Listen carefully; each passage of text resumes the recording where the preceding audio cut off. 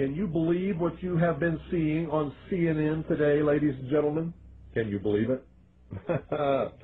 Supposedly, a CNN reporter found Osama bin Laden, took a television camera crew with him, went into Osama bin Laden's hideout, interviewed him and his top leadership, his top lieutenants and colonels and generals in their hideout.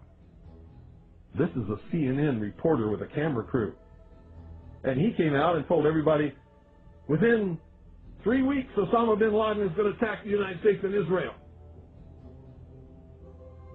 Now, don't you think that's kind of strange, folks? You see, because the largest intelligence apparatus in the world, with the biggest budget in the history of the world, has been looking for Osama bin Laden for years and years and years, and can't find him. A reporter from CNN and his little camera crew got in to Osama bin Laden's secret hideout and conducted an interview. If you don't believe me, tune into CNN. They're probably running it right now as I'm speaking. And if you believe it, you are one of the stupidest jerks that ever lived on the face of this earth. And whatever is going to happen that they're going to blame on Osama bin Laden, don't you even believe it. When in hell are all you people going to wake up?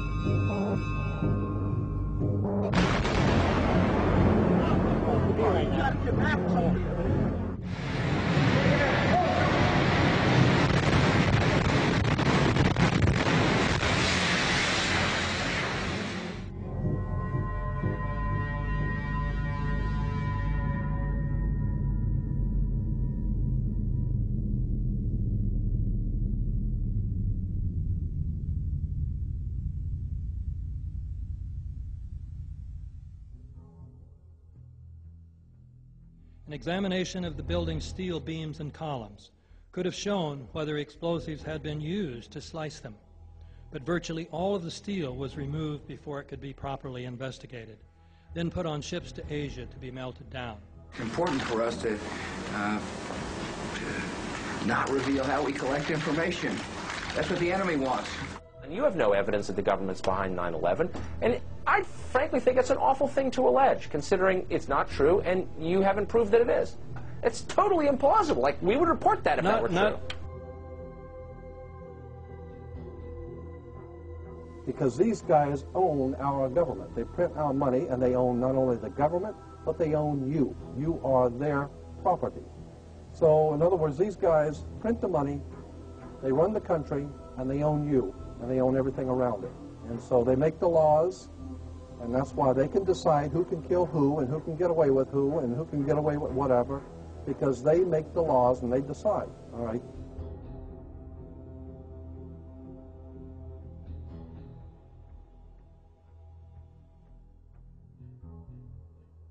On that day, what did the president say to you?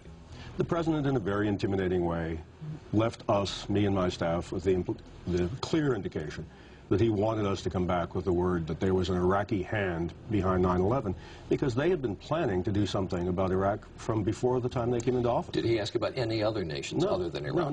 No, not at all. It was Iraq, Saddam, find out, get back to me. And were his questions more about Iraq than about al-Qaeda? Absolutely. Absolutely. He didn't ask me about al-Qaeda.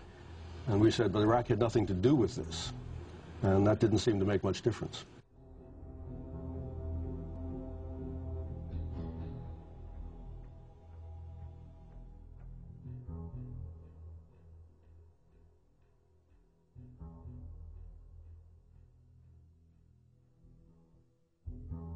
And we'll continue to work together to achieve peace. That's what we want.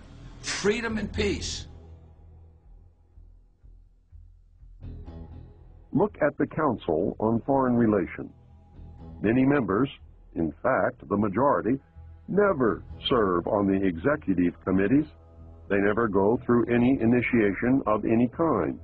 They are, in fact, the power base and are used to gain a consensus of opinion.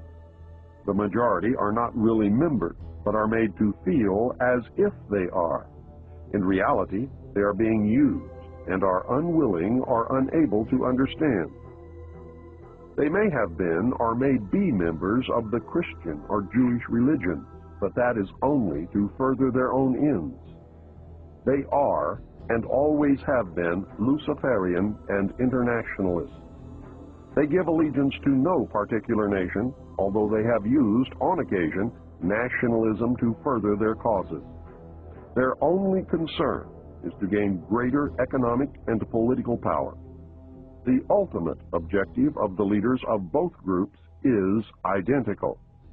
They are determined to win for themselves undisputed control of the wealth, natural resources, and manpower of the entire planet.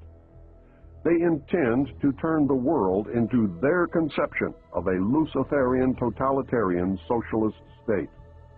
In the process, they will eliminate all Christians, Jews, and atheists. You have just learned one, but only one, of the great mystery. The people who are running this country from behind the scenes do not care a thing about Americans or bloodshed anywhere. I think we're going to awaken one day to find out that we've all been too relaxed and entertained and watching television and being entertained with all the cares of life, never realizing what is going on in this country. In the secret, ladies and gentlemen, they are at least, very bare minimum, 50 to 100 years ahead, beyond what you can even imagine.